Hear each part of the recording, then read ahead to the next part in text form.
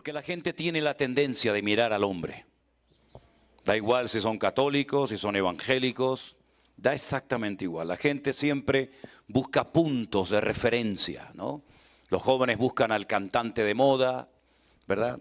Las personas siempre buscan a alguien a imitar cómo se viste, cómo se peina, cómo habla, cómo actúa, cómo vive. Y a veces también dentro del mundo cristiano hay creyentes que inconscientemente depositan, ponen excesiva confianza y su mirada, llámese en el pastor, llámese en el obrero o como sea. Y nosotros hemos luchado y lo haremos con uñas y dientes a lo largo de toda nuestra vida para que jamás, nunca nadie atribuya la gloria a nosotros ni piense que es porque nosotros no somos nada, hermano.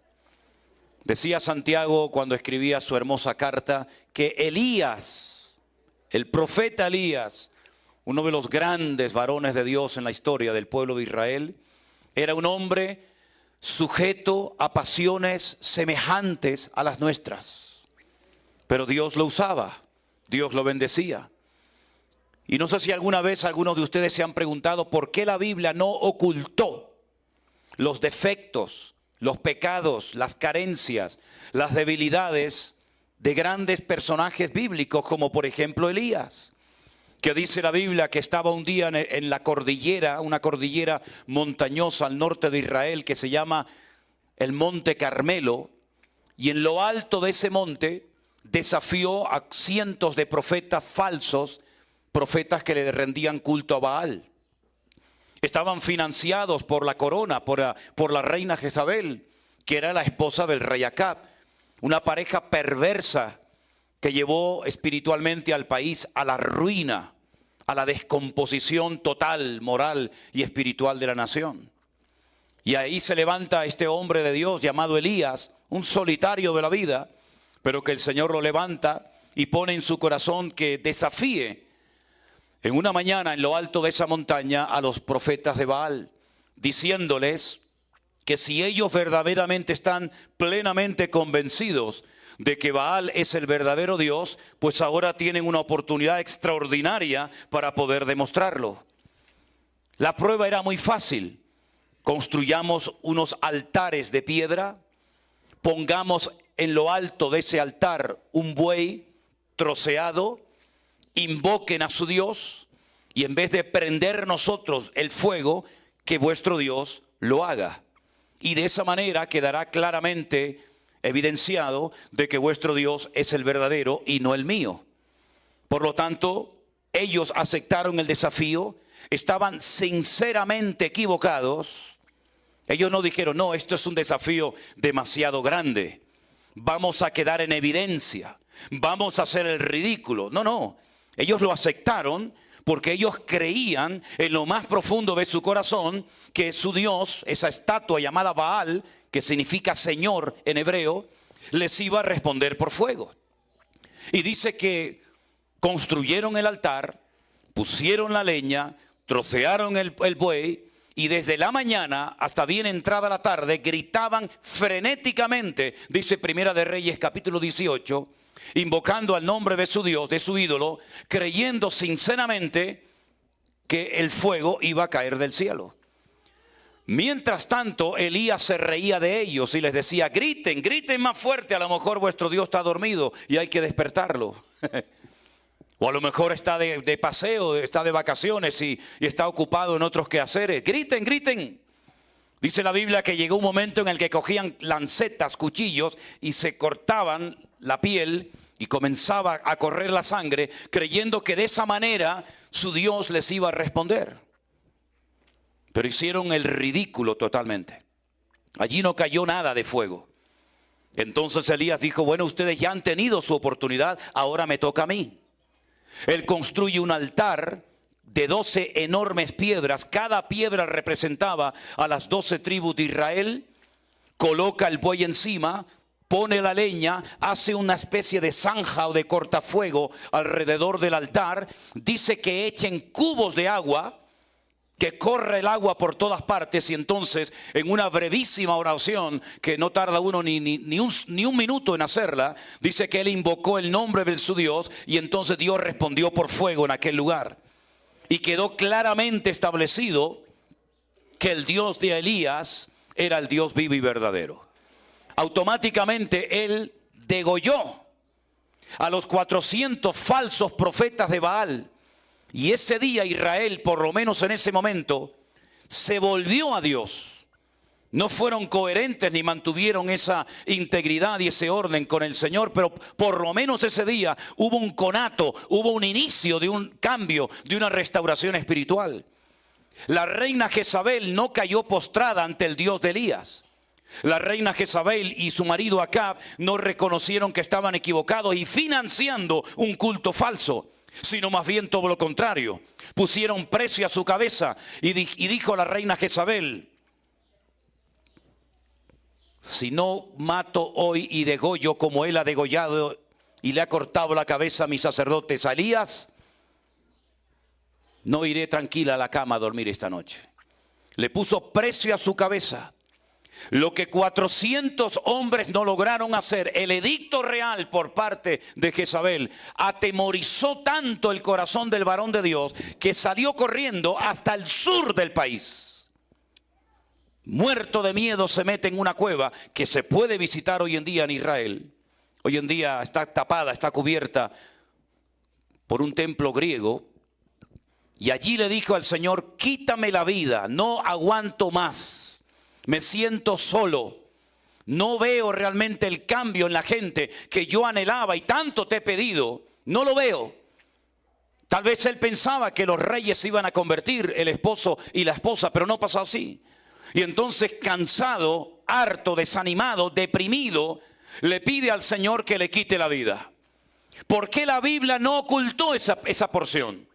Porque la Biblia no solamente no podría relatar no solamente la gran victoria, el gran éxito que obtuvo en el Monte Carmelo. Porque el Señor también inspiró por su Espíritu Santo al autor de ese libro, para que hoy todos nosotros supiéramos que Elías se desanimó, se deprimió y no quiso seguir predicando. Porque la Biblia no oculta que Moisés pecó contra el Señor al golpear la roca cuando el Señor le había dicho que le hablara. Porque el Señor no oculta el pecado del rey David, un hombre que escribió 75, 77, tal vez más salmos de la Biblia. Un hombre que simplemente hacía tocar unas cuerdas en su arpa y los demonios salían corriendo. Un hombre que derrotó a gigantes, un hombre que mató leones, un hombre que mató osos, el dulce cantor de Israel. ¿Por qué la Biblia no ocultó su pecado con Betsabé? Porque la Biblia no ocultó que Abraham le dijo a su mujer: dile que eres mi hermana y no mi esposa. Porque la Biblia no ocultó que Pedro negó al Señor. Hizo grandes cosas, caminó por encima de las aguas, estuvo en el monte Tabor en el día de la transfiguración, viendo a Moisés y a Elías. Participó de la multiplicación de los panes y de los peces. Vio milagros, señales, maravillas. Porque la Biblia nos cuenta que negó al Señor 3 veces. Para que ninguno de nosotros en el día de hoy tengamos un concepto demasiado elevado de aquellos hombres que fueron simplemente instrumentos de barro utilizados temporalmente por la misericordia y por la gracia de nuestro Dios. Exactamente igual quiero dejar bien claro en este día a todos ustedes y a todos los que verán este culto posteriormente, que no hay ningún mérito personal, no hay nada especial, no hay nada que les tiene que motivar a ustedes a poner su mirada en nosotros. Ya muchos cristianos desde los días del confinamiento nos contaban que salieron de sus respectivas iglesias desanimados, apaleados y heridos. ¿Por qué? Porque se fiaron demasiado del hombre. Y la Biblia dice: maldito el varón que pone su mirada en el hombre. Más bienaventurado el varón que pone su confianza en el Señor. Hoy os digo en el nombre del Señor: mirad al Señor, adorad al Señor, aplaudid al Señor y no confiéis ni miráis en el hombre. Porque somos instrumentos de barro, utilizados temporalmente, no sé hasta cuándo. Por eso, mis queridos hermanos, en esta mañana estamos aquí no para ver a unas personas especiales. Nosotros somos siervos para servirles a ustedes. no para servirnos de ustedes. Estamos aquí para servirles a ustedes. Si algo ha enseñado y si para algo sirve la iglesia virtual, es para eliminar cualquier afán de protagonismo de cualquier persona que utilizando esta plataforma quiere lucirse y quiere utilizar la iglesia virtual como una especie de pasarela para decir yo tengo esto, yo tengo aquello, yo predico, yo canto, yo tengo este don o yo tengo el otro don. La iglesia virtual no es el foro indicado para una persona que tiene una agenda personal y que no tiene deseos de servir a los demás. No es tu lugar, no es el sitio indicado. Aquí estamos para servir, aquí estamos para ayudar a los hermanos, aquí estamos para levantar la obra del Señor. Aquí estamos de paso, pero la obra del Señor continúa. Prueba de ello, que en estos últimos 2000 años, Satanás ha hecho todo lo habido y por haber, todo lo posible para impedir que la iglesia y el evangelio se extendiera en todas las naciones de la tierra, y ha sido un fracaso. Si bien es cierto que miles y miles de hermanos nuestros han muerto, han sido torturados, han sido quemados, han sido crucificados, han sido encarcelados, devorados por las fieras en los circos romanos, la iglesia sigue adelante de gloria en gloria y de victoria en victoria y de bendición en bendición, porque es Él el que la sustenta y el que la cuida, no el hombre. Tenía mucha curiosidad en uno de los viajes que hice a Israel por conocer Cesarea de Filipo. A veces cuando voy con grupos, ya este año hemos ido, gracias al Señor, en 2 ocasiones, ya nos dieron permiso para poder viajar y tenemos pendientes para el mes de octubre y noviembre otros 3 viajes.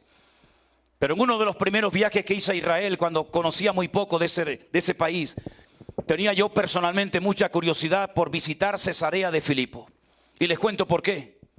Porque fue en ese lugar donde el Señor Jesucristo pronunció una frase que se convirtió en promesa, que prácticamente toda la cristiandad conoce perfectamente, y es aquella que dice que las puertas del Hades no prevalecerán contra la iglesia. Quería saber qué es eso de las puertas del Hades. Quería saber por qué allí y no en Jerusalén, no en Samaria, no en Judea, no en Capernaum, no en Belén, dijo el Señor esa frase. ¿Por qué lo llevó hasta tan lejos? Porque Cesarea de Filipo está bien al norte. De hecho, una ocasión cuando fuimos oíamos las bombas que caían en Siria en aquel momento. Y cuando llegué a Cesarea de Filipo, que ya no se llama así, sino se llama la ciudad de Banias, me di cuenta que estaban las ruinas de un templo al dios Pan, al dios del pánico, del terror, al dios de la muerte. Y era un templo que cuando entrabas por la puerta era así como una especie de, algo así parecido a esto, como una especie de tubo. La gente entraba por la puerta. Al final había un hueco en la roca del cual salía fuego, como si fuera una especie de volcán. Por eso lo llamaban las puertas del infierno o las puertas del Hades. Hay muchas puertas del infierno en el mundo. En Canarias también tenemos unas cuantas. Y el Señor Jesucristo, cuando llevó a sus discípulos allí, vieron sacrificios humanos de niños que los arrojaban al fuego para calmar la ira del dios Pan. Y vieron a jovencitas vírgenes que se sacrificaban y quemaban varias partes de su cuerpo en honor al dios Pan. Y el Señor Jesucristo pronunció allí esta frase: las puertas del infierno no prevalecerán, no le pasarán por encima a la iglesia, sino que la iglesia permanecerá en el tiempo. Y al poco tiempo de haber pronunciado el Señor esa frase célebre en aquel lugar, dejó de salir fuego de aquella cueva. De hecho, ya no brota el fuego y comenzó a salir agua.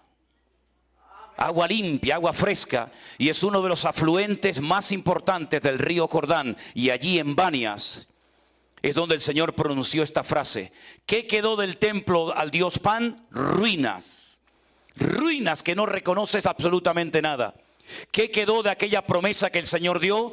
Todos y cada uno de nosotros en esta mañana, centenares, miles y miles de hermanos, lavados, comprados por la sangre de Jesucristo, gente que ha sido liberada, gente que ha sido sanada, transformada por el poder de Dios, porque las puertas del Hades no prevalecerán contra la iglesia. Fuerte ese aplauso a nuestro Dios. Ese es nuestro Dios. ¡Aleluya! ¡Aleluya!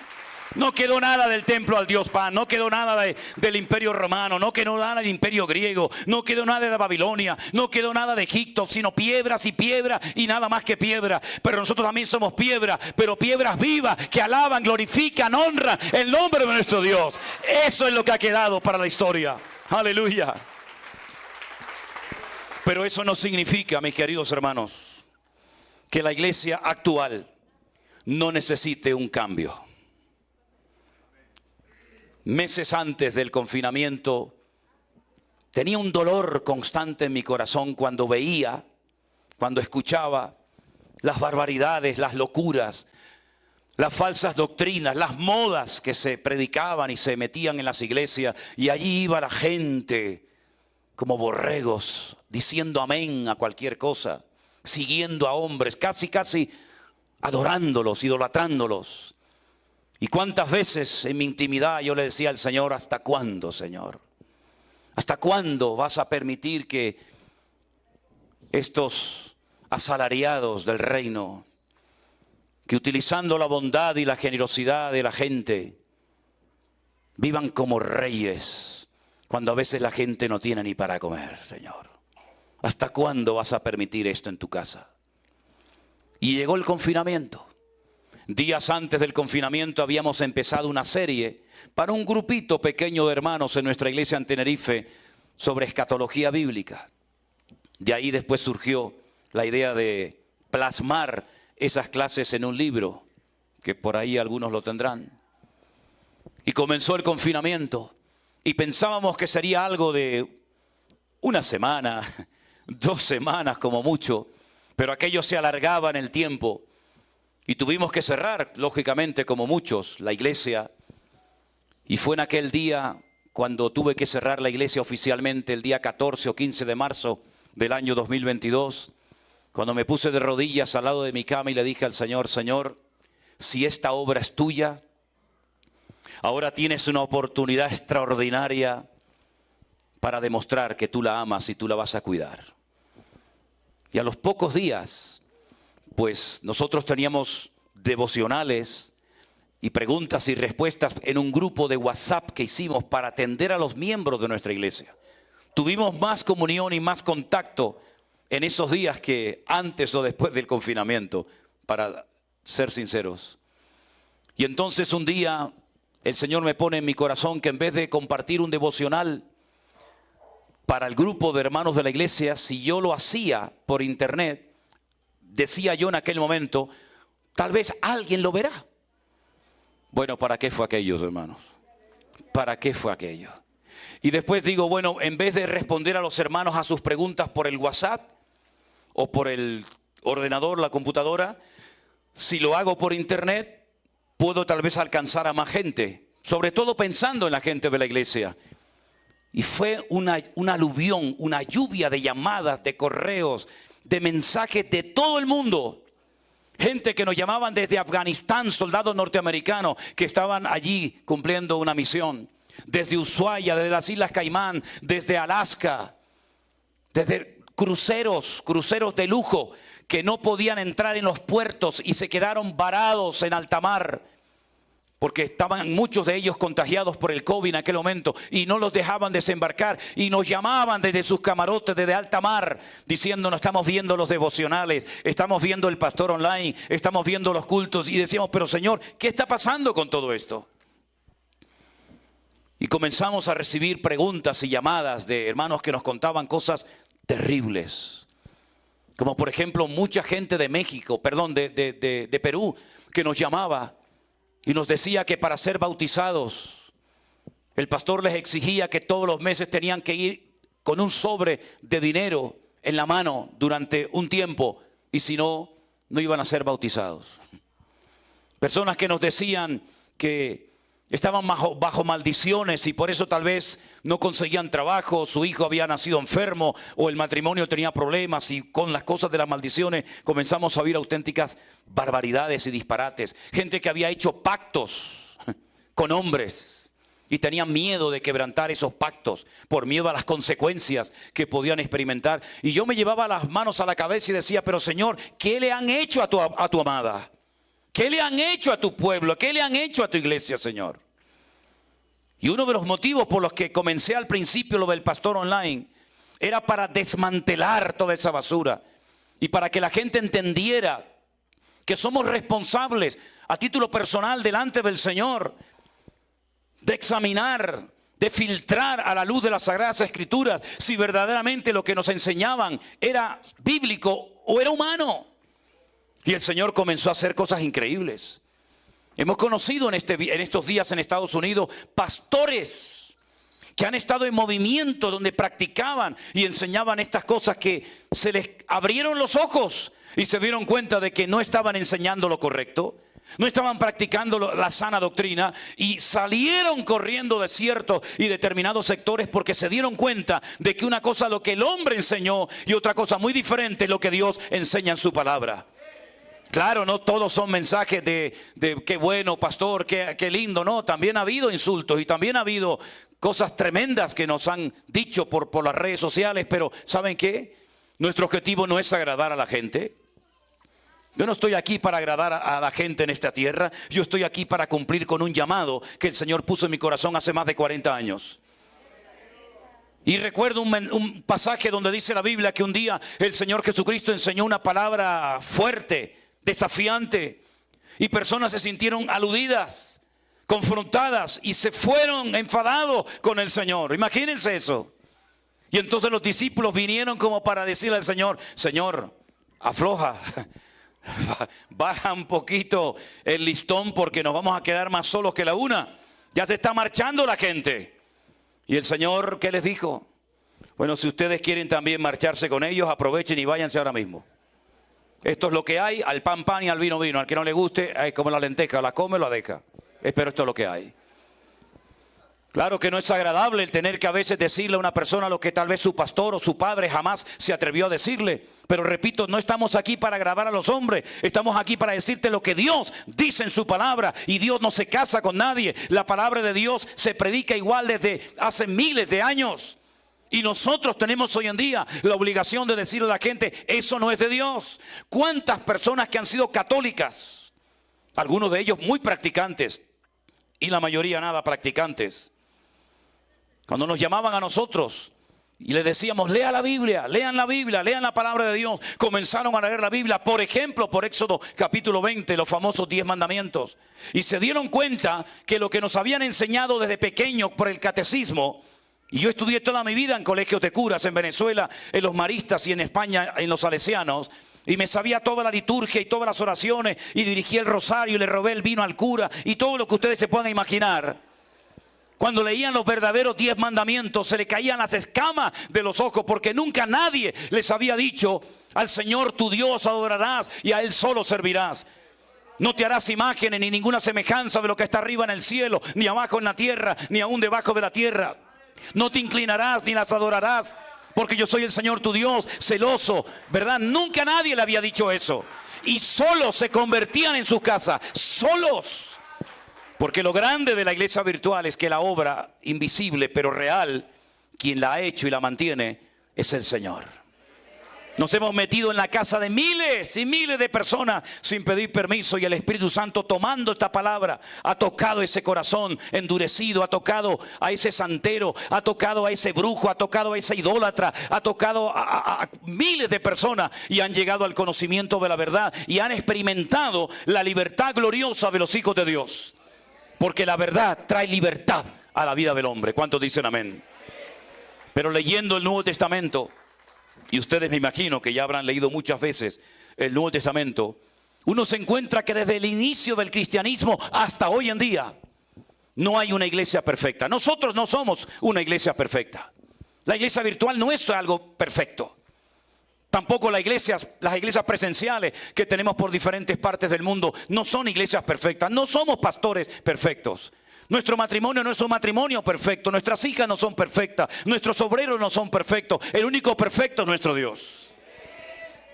Y por eso es muy bueno leer cómo eran las iglesias en el tiempo de los apóstoles. Porque uno podría decir: bueno, hoy en día las cosas han cambiado, ha pasado mucho tiempo. Pero hermano, en el siglo I las iglesias tenían que ser algo increíble, tenían que ser extraordinarias. Pues se equivocan. Había cosas en aquellos tiempos que hoy en día, si ocurrieran en nuestras congregaciones, nos tiraríamos de los pelos de la cabeza. Y quiero llevarles solamente a un ejemplo. No importa si no han traído su Biblia, no se preocupen. Yo les voy a leer unos versículos muy interesantes de una carta que escribió Pablo a una iglesia en la ciudad de Corinto. La ciudad de Corinto era una ciudad muy cosmopolita, una ciudad de comercio, de negocio. Venían gente de todo el mundo a comprar y a vender sus mercancías. Claro, como venían de todas partes del Imperio Romano, había templos para todos los gustos. Usted quiere adorar a Júpiter, allí tiene el templo de Júpiter. Quiere adorar a Venus, allí tiene el templo de Venus. Quiere adorar a Artemisa, quiere adorar a Eros, quiere adorar al que quiera. Era una ciudad plagada de templos paganos por toda la ciudad.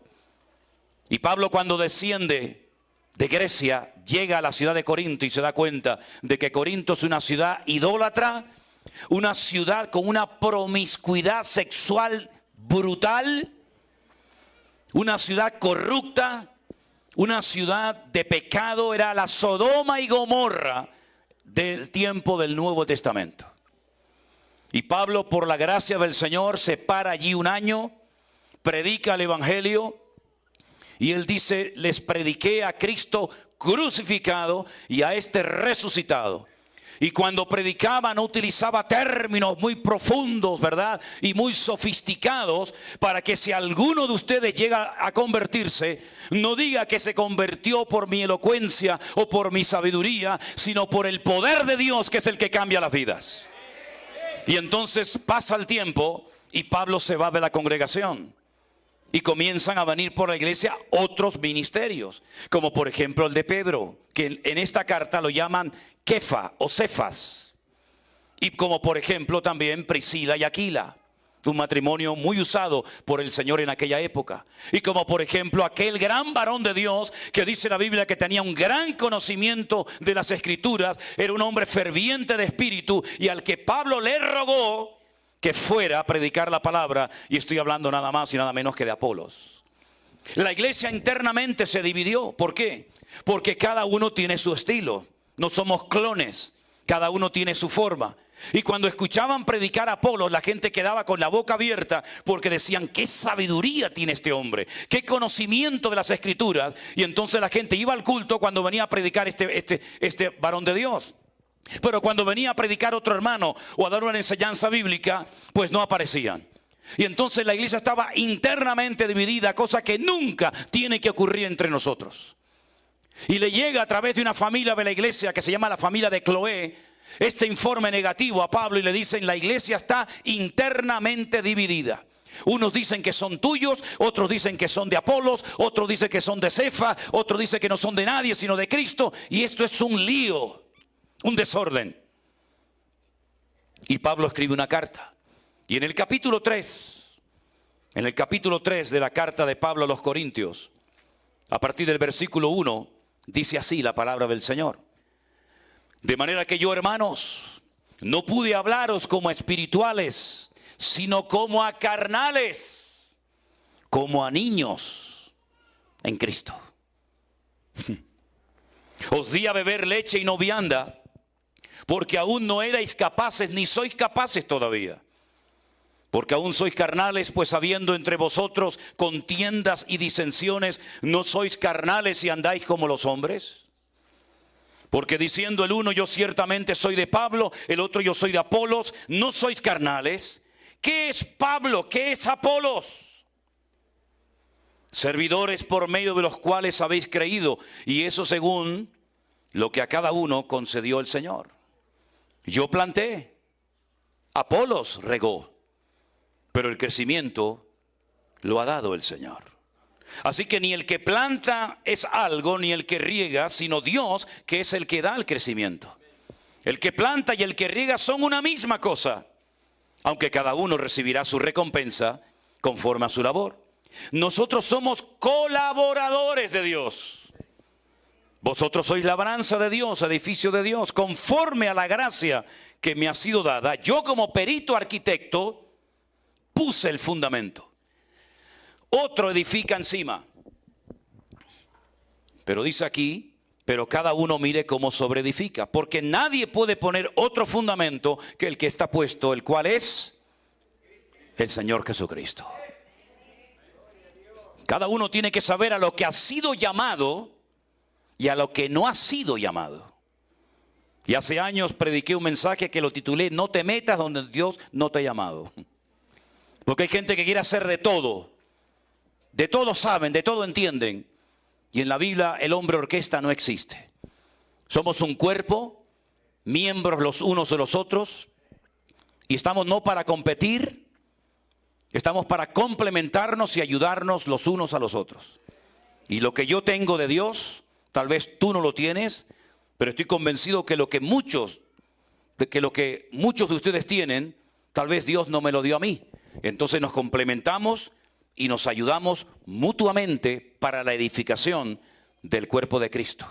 No hay nadie que sobre, no nos falta nada, estamos completos en Él, pero tenemos que saber a lo que Dios nos ha llamado y a lo que Dios no nos ha llamado. Lo que tenemos en el Señor y lo que no tenemos en el Señor. Y a veces resulta más complicado para algunos creyentes descubrir lo que no tienen que lo que tienen. No tengo ni plata ni oro, no tengo. Pero tengo otra cosa que te puedo compartir y te puede ayudar y transformar tu vida. Y por eso es muy importante que le pidamos discernimiento y sabiduría al Señor. Yo le pido cada día discernimiento al Señor y sabiduría. La necesito. No es fácil estar al frente de todo esto. Atender a pastores, atender a niños, atender a tanta gente que te llama todos los días. Le pido: Señor, dame fuerzas, dame sabiduría. Porque sea lo que Dios me ha llamado y a lo que Dios no me ha llamado. Y el apóstol Pablo sabía perfectamente que la iglesia se estaba autodestruyendo. No es que vino el enemigo a destruir la iglesia. Hay a veces creyentes que ven al diablo por todas partes. Y yo lo que les pido a ustedes, queridos hermanos, crezcan y maduren y desarrollen el discernimiento espiritual para ver al Señor por todas partes. Porque yo veo al Señor hoy en este lugar, en cada uno de ustedes. Porque yo veo al Señor en la alabanza, veo al Señor en la música, veo al Señor en los niños. Lo veo por todas partes al Señor, y al enemigo no lo veo por ninguna parte. Porque este lugar es campamento para nuestro Dios. Aleluya. Pero Pablo les dice: no habéis crecido. No habéis crecido, hermanos. Son carnales.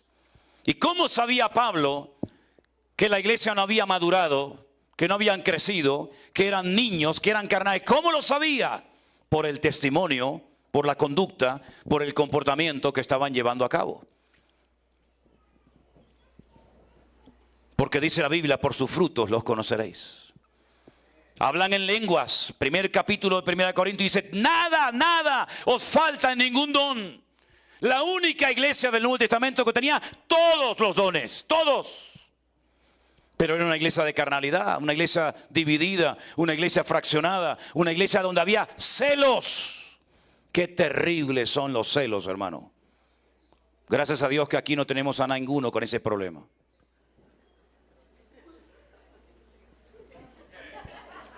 El pastor no me saludó y lleva media hora hablando con ella y a mí no me ha hecho ni caso.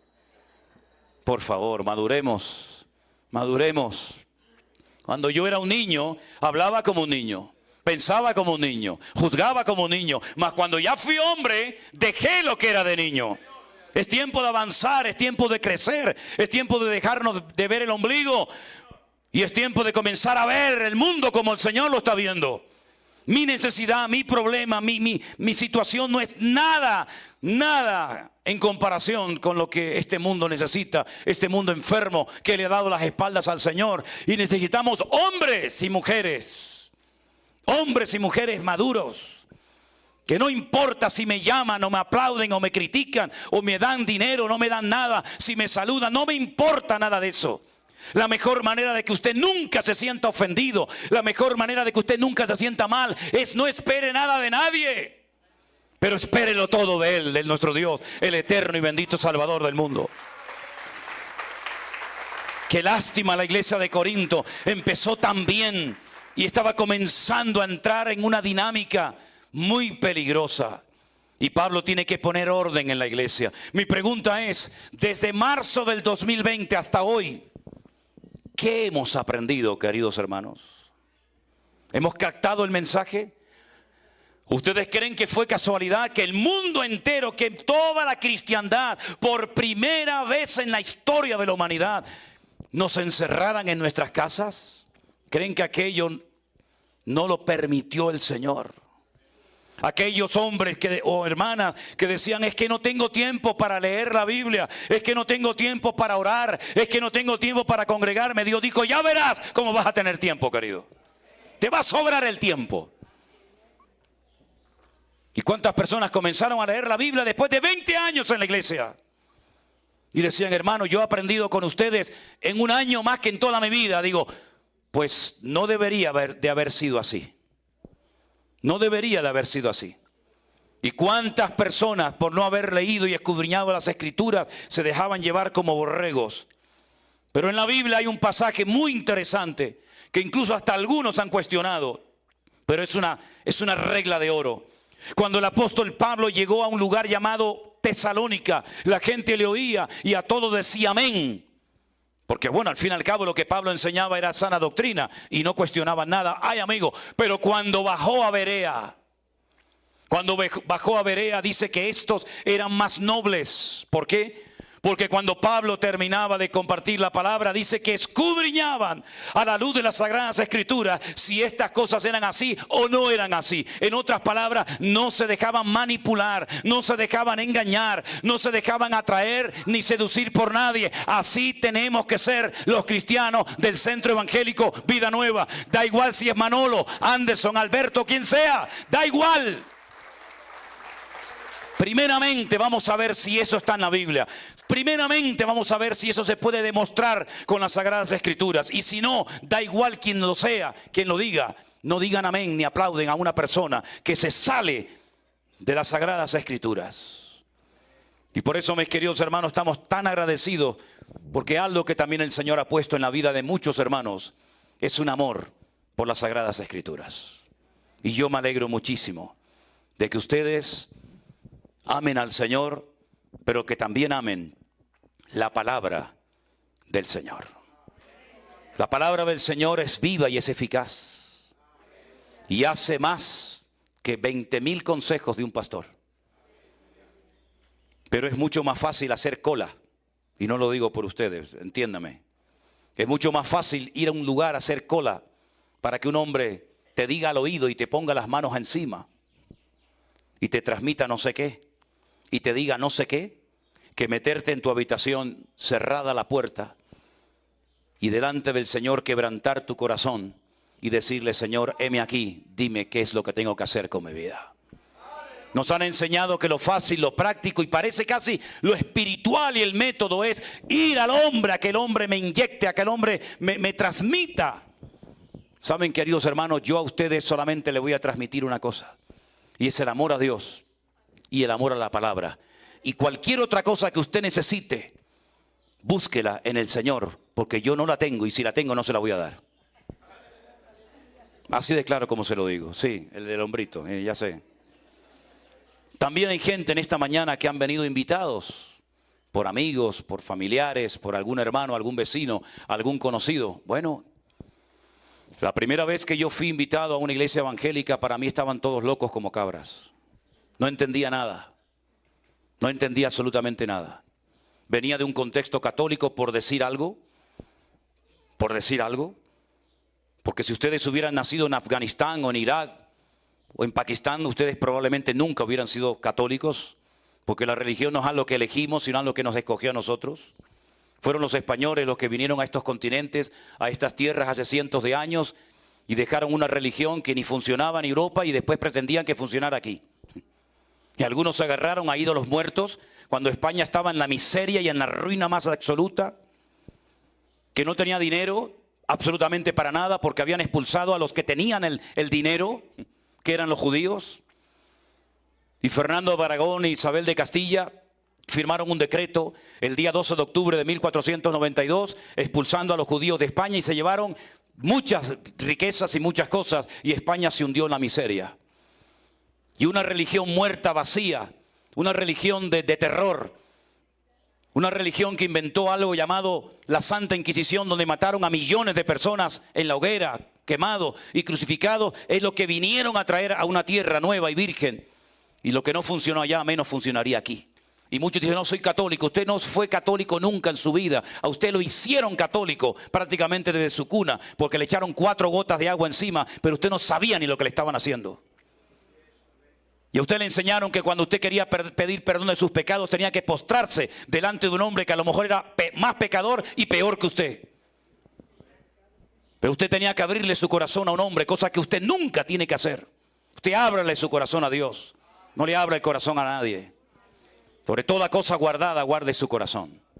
Porque al que usted le abre su corazón mañana con esa información, sabe Dios lo que puede hacer. Y a usted le enseñaron que después de pedir perdón, no se obtenía el perdón instantáneamente, como dice la Biblia, sino tenía que ir a ¿qué? A hacer la penitencia. 3 Padre Nuestros, 4 Ave María, 2 Credo, Dios, ¿verdad? Y a usted le enseñaron que cuando usted se muriera, usted no iba a ir al cielo, porque no había seguridad de salvación. A usted le enseñaron que cuando un católico muere, podía ir a 4 lugares diferentes. Al cielo si fue bueno, pero como ninguno fuimos buenos, nadie iba para arriba. Al infierno si había sido malo, pero era durísimo decir el abuelito se nos fue al infierno. Entonces crearon en la Edad Media, se sacaron de la manga, inventaron 2 lugares. El purgatorio, que no está ni en la Biblia, y donde usted tiene que estar, sabe Dios, 20 años, 30 años, 40 años, 200 años. Mientras tanto su familia que quedó vivo en la tierra le hace misa para que en algún momento, sabe Dios cuándo, lo saquen del purgatorio y lo lleven para arriba. Pero en el caso de que el niño se hubiera muerto sin haber sido bautizado, la Iglesia Católica inventó otro lugar más. Lo llamó el limbo, que es donde están muchos todavía, están en el limbo. Pero el Papa Ratzinger, que tenía la autoridad para modificar la doctrina de la Iglesia Católica, quitó la doctrina, la enseñanza del limbo, y ahora solamente se quedaron en 3: cielo, infierno y purgatorio. Pero cuando vino el cabeza de la iglesia, que no es el Señor que vive en Roma, cuando vino el cabeza, el dueño, el amo de la iglesia, que es el Señor Jesucristo, el Rey de Reyes y Señor de los Señores, dijo: yo soy el camino, yo soy la verdad y yo soy la vida, y nadie va a ir al Padre sino solamente a través de mí. Porque no hay otro mediador entre Dios y los hombres más que Jesucristo hombre. Porque no hay otro nombre bajo el cielo dado a los hombres más que Jesucristo hombre. Y el que cree en mí tiene vida eterna y no vendrá condenación, mas ha pasado de muerte a vida. Y el que no nace de nuevo no podrá entrar ni ver el reino de los cielos. Y cuando uno comienza a leer esas cosas, uno dice: a mí eso no me lo enseñaron. Pero para eso yo estoy aquí esta mañana, para decirle a usted que la iglesia evangélica no salva a nadie. Y la iglesia católica no salva a nadie. Y ninguna religión salva a nadie. Porque la palabra religión solamente aparece 3 veces en toda la Biblia. Y es un término que viene del latín, ni del griego, ni del hebreo, del latín. Y la conjugación es religa, reluga, relegare, atarse o volverse a atar. Jesús nunca pronunció con sus labios la palabra religión. Él no vino a traer una religión. Dice: yo he venido a darte vida y vida en abundancia. Él vino a sacarnos de la oscuridad, de las tinieblas, de la ignorancia. Y podríamos hablar horas de las cosas que nos enseñaron, que cuando uno las comprueba a la luz de las Sagradas Escrituras y con la historia secular, pues uno dice: son contradicciones y contradicciones. Le voy a poner solamente 2. En Santiago de Compostela, una ciudad que está en Galicia, al noroeste de España, hay una inmensa catedral levantada al apóstol Santiago. Y la gente hace colas, horas y horas. Y algunos caminan meses haciendo todo el recorrido del famoso Camino de Santiago, que es lo contrario a lo que hacían los musulmanes de oeste a este a la mezquita, sino es de este a oeste, porque se les decía que el que recorría como mínimo 100 kilómetros para ir a ver al apóstol Santiago y darle un abrazo a la estatua, automáticamente sus pecados eran perdonados. Y cada 5 años se daba una bendición que se llama en latín urbi et orbi, que es el pecado instantáneo de toda la gente que estuviera allí en aquel momento. Y la pregunta es, ¿cómo llegó este caballero, este apóstol Santiago a España? Si usted sabe algo de geografía, Santiago vivía en Jerusalén, al otro lado del Mediterráneo, y Santiago Santiago de Compostela está al otro lado, hacia arriba del Mediterráneo, en el mar Cantábrico. Pues cuenta la historia que había un viejito que estaba en un pueblo llamado el pueblo de Padrón, de donde son famosos los pimientos de Padrón.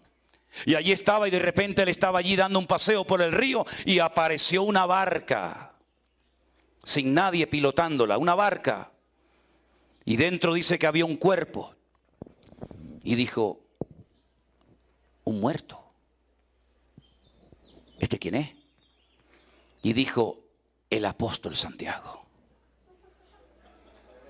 Se vino una barca sola desde Jerusalén, atravesó todo el Mediterráneo, subió toda la costa de Portugal, llegando al norte de España, se metió por un río y llegó hasta Galicia. Y me llaman a mí loco, y yo soy loco, y radical y fanático. Bueno, cogen al muerto, hacen una iglesia y dicen, Santiago el apóstol está aquí. Y entonces la gente comenzó a ir a ver al apóstol Santiago para recibir una bendición. Pero amigo, llegaron los árabes a España y comenzaron a conquistar con el Islam y con el Corán todos los países, y fueron viniendo hacia Europa y fueron conquistando uno y otro y otro y otro y otro país, y llegaron por el norte de África, y entonces saltaron el estrecho de Gibraltar desde África a España, que hay 14 kilómetros, y saltaron los musulmanes y llegaron a España y la conquistaron prácticamente toda, no toda, pero casi toda. Y estuvieron 800 años oprimiendo la vida de la gente y obligaban a la gente a ser musulmanes. Hasta que por ahí se levantaron unos españoles por el norte, por allí por Asturias, y dijeron, hay que expulsar a esta gente de España, pero necesitamos ayuda de lo alto. Y entonces cuenta la historia que Santiago, el de la barca, ¿se acuerdan el de la barca? Se levantó, se montó en un caballo blanco y sacó una espada, y cuando los árabes lo vieron salieron corriendo y se fueron de España, y España fue libre. Y yo estoy loco. El muerto vino solo en una barca hasta España, siglos más tarde se levanta, se monta en un caballo y ganamos la guerra a los árabes por el caballero que estaba muerto. Pero espérate, que hay más. Esto es como los culebrones colombianos. Hay segunda parte. Me voy un año a Jerusalén, y cuando usted entra a la Jerusalén antigua, no a la moderna, sino a la Jerusalén antigua, la que está rodeada por unas murallas preciosas, resulta que cuando usted entra se encuentra la ciudad dividida en 4, los 4 barrios: el barrio judío, el barrio árabe, el barrio cristiano y el barrio armenio. Los armenios son un pueblo que se convirtieron por Bartolomé. Fue el apóstol Bartolomé allí a Armenia, se convirtieron y siempre fueron cristianos. Resulta que vamos al barrio armenio y pasamos por la puerta de una iglesia enorme con un montón de gente en la puerta haciendo cola, y pregunto, ¿por qué hay tanta gente que viene aquí a este santuario a estar aquí? Y me dijeron, vienen a adorar a Santiago. Y yo dije como buen español, tranquilo, que Santiago lo tenemos nosotros allá. Y me dijeron, no. Dice, sabemos eso. Sabemos que los españoles tienen allá a Santiago, pero aquí tenemos la cabeza. Porque a Santiago le cortaron la cabeza, ¿se acuerdan? Entonces ellos se quedaron con la cabeza y los españoles se quedaron con el cuerpo. Y la gente paga y coge a los niños y los pasea por allí para que, ¿qué le parece? ¿Eso es lo que nos enseñaron? Eso es lo que es. Yo no estoy inventándome nada. Y cuando fui a la catedral de Ávila, la ciudad de Ávila en España, una ciudad preciosa, también totalmente amurallada. Me encuentro en el altar mayor, enorme, un altar mayor en la iglesia católica. Me encuentro un retablo aquí, y hay aquí, como en vez de estas cositas así, hay una figura de María cuando la están enterrando. Y yo llamé al cura. Sí, yo fui al confesionario y le digo, caballero. Claro, nunca lo llama nadie caballero. Llama padre. ¿Qué va a ser padre si no está ni casado? Bueno, a lo mejor es padre, vete tú a saber. Caballero, ¿puedo hablar con usted? Y sacó la cabeza y me dice, sí, dígame. Digo, una pregunta. ¿No nos enseñaron ustedes que María no murió, sino que ascendió viva al cielo? ¿Cómo está aquí en el retablo mayor el funeral de María? Y me dice, disculpe, ahora no tengo tiempo para atenderle. Cuando uno llega a la palabra de Dios, uno se da cuenta de que Cristo ha venido para sacarnos de la ignorancia. Por eso, si en esta mañana hay gente entre nosotros que lo que usted ha presumido tener es de una religión, pero no de una relación personal con Cristo, ahora es el momento de que usted le diga, Señor, perdóname por lo ignorante que he sido. Yo hoy te entrego mi vida y quiero creer en ti y obedecerte a ti en vez de obedecer a los hombres. Dé ese fuerte aplauso al Señor en esta mañana, mi querido hermano. Bendito sea Dios. Amén. Cierre sus ojos en esta mañana, en este momento, mis queridos hermanos. Quiero hacerle una pregunta muy importante. Es una pregunta que puede cambiar su destino, puede cambiar su vida. Si hay alguna persona en esta mañana con nosotros, sea hombre o mujer, de la edad que sea, que usted le quiere entregar hoy su vida y su corazón al Señor Jesucristo, no a una iglesia, no a un hombre, entregarle su vida a Él, al que murió por usted en una cruz y resucitó al tercer día. Me gustaría orar por usted antes de que hagamos los bautismos en esta mañana. ¿Hay alguna persona entre nosotros que le gustaría, que sienten que ha llegado el momento de decirle, Señor Jesucristo, yo me entrego a ti? Yo te pido perdón por mis pecados, porque eres el único que me puedes perdonar. Indíquemelo levantando su mano en esta mañana y yo estaré orando por usted en este momento. Si usted le quiere entregar su vida a Cristo, Dios le bendiga. Dios le bendiga. A usted también. Dios le bendiga, amigo. Hay más personas que en esta mañana, Dios le bendiga también a usted. Hay más personas que en esta mañana le quieren entregar. Dios le bendiga. Dios te bendiga. Bueno, vamos a hacer algo. Pasen un segundito aquí delante, por favor, los que quieren rendirle su vida al Señor. Yo voy a guiarles en una sencilla oración. Pasen adelante, por favor, si son tan amables los que levantaron su mano. Venga. Gracias, Señor Jesús. Bendito sea el Señor. Dios le bendiga. Qué bueno. Gloria a Dios. Dios le bendiga. Adelante. Dios le bendiga. Qué bueno. Dios le bendiga grandemente. Qué bendición tan grande tenerles con nosotros. Dios te bendiga. Dios le bendiga. Dios le bendiga. Vengan adelante, amigos. Vengan. Dios le bendiga. Yo quiero que cierren sus ojos, por favor, en esta mañana. Ustedes no le van a entregar su vida a un hombre. Igualmente, hermano. Dios le bendiga. Mucho gusto. Ustedes le van a entregar su vida al Señor, al que murió por nosotros en la cruz. Saben, les digo, porque lo he visto con mis propios ojos. He ido muchas veces a la tierra de Israel. He ido centenares, bueno, docenas de veces. Y la tumba de Jesús está vacía. No hay nadie adentro. Resucitó al tercer día. No se lo comieron los gusanos, como a tantos. Está vivo. Y por eso Él está aquí en esta mañana con nosotros. Y yo voy a pedirle a los que pasaron al frente que repitan conmigo en alta voz esta oración, por favor. Digan conmigo: Señor Jesús, muchas gracias por haber muerto por mí, por haber derramado tu sangre por mis pecados. Perdóname, Señor. Límpiame, Señor. Yo quiero recibirte hoy como mi Señor y mi Salvador. Entra en mi corazón, Señor. Yo públicamente digo: tú serás mi Señor y te seguiré a ti todos los días de mi vida.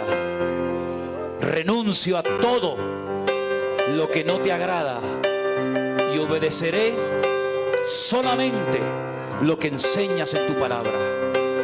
Gracias, Señor. Gracias, Señor. Te lo pido con toda mi alma, en el nombre de Jesús.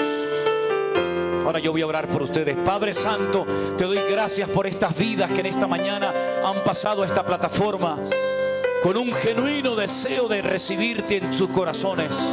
Yo te pido, Padre bueno, Padre Santo, que tú entres en sus vidas, que tú, Señor, rompas cadenas, que tú los hagas libres completamente de cualquier atadura espiritual, de cualquier ceguera, de cualquier engaño, de cualquier mentira. Oramos en contra de toda obra de brujería, de hechicería, de idolatría que ha impedido que la gloria del Señor se derrame en estas vidas. Señor, que haya libertad en estos corazones, que cuando salgan hoy de este lugar se vayan contigo a sus casas y te obedezcan y te sigan todos los días de su vida. Oramos por los hermanos y hermanas que tal vez entre nosotros están enfermos y que necesitan hoy de un milagro. Señor, tú eres nuestro médico divino. Yo sé, Señor, que tú puedes sanar porque tú a mí me sanaste. Y yo te ruego, Señor, que bendigas cada familia aquí representada, y que seamos un pueblo de gente sana, de gente libre, de gente gozosa, de gente llena de paz, porque tú eres nuestro Rey. Y el diablo está vencido, y Satanás ha sido vencido, y la sangre de Cristo tiene poder. Señor, gracias por tu presencia en este lugar, en esta mañana. Recibe hoy toda la gloria y toda la honra, mi amado Señor. Levante sus manos al cielo y dígale: Señor, gracias, porque tú estás aquí. Este alimento, mi querido hermano, es el que su alma y su espíritu necesitan para que usted pueda ir de gloria en gloria y de victoria en victoria y de bendición en bendición. Léala, escudriñela, estúdiela cada día, y usted será un hombre firme, bien parado, bien cimentado en la roca que es nuestro Señor Jesucristo. Cuando vengan los problemas de la vida, que vendrán, cuando vengan las dificultades, que vendrán, seamos o no creyentes, dice la Biblia que el hombre que edificó su casa sobre la roca permaneció frente a la tormenta, permaneció frente al huracán y no se cayó. Por el contrario, el hombre que edificó su casa sobre la arena, ¿qué le pasó? Se desmoronó, se vino abajo y fue grande su ruina. Cuánta gente vemos que se destruyen, cuánta juventud que se matan, cuánta gente destruida. ¿Por qué? Porque están edificando ¿sobre qué? Sobre nada, sobre arenas movedizas. Pero cuando fallan, no sirven de nada. No sirve de nada muchas veces ni el dinero, ni la belleza, ni las casas, ni el coche, ni los títulos, ni nada. Conozco a gente muy, muy rica que están amargados. Lo tienen todo y no tienen nada. Y conozco a gente muy sencilla que son felices porque tienen la paz que sobrepasa todo entendimiento. Y esa paz no la compra el dinero. Esa paz viene cuando usted le entrega su vida y su corazón al Señor Jesucristo, como han hecho ustedes en esta mañana. Así que les felicitamos y que el Señor les bendiga muy grandemente, mis queridos hermanos. Gloria a Dios.